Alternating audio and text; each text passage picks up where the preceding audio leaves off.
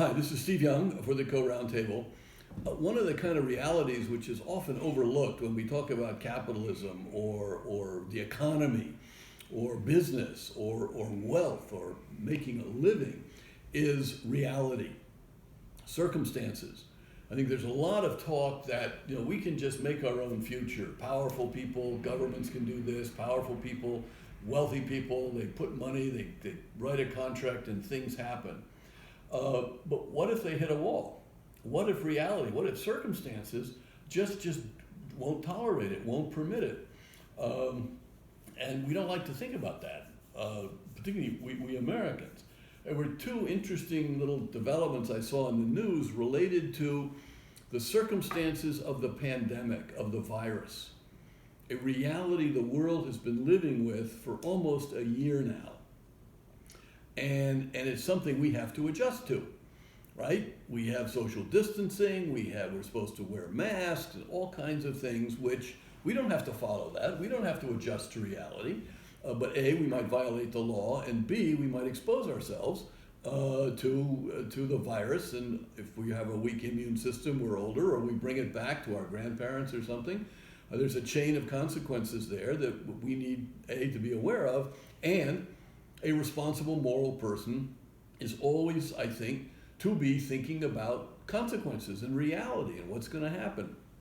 So one interesting and surprising thing is that in the United States, during the past 9 months or so, the number of business startups has risen dramatically, according to The Economist magazine.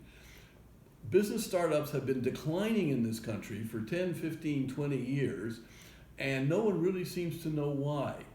The speculation is that so many of our industries are dominated by 3 or 4 major players that there's really no space for new entrants to grow. So people, they realize this, and it's more responsible on their part to go work for an existing company than try to start a new one on their own. But something has happened. We could say market circumstances have changed, the environment has changed. Another one that I found kind of interesting is the company's reaction to having people work remotely.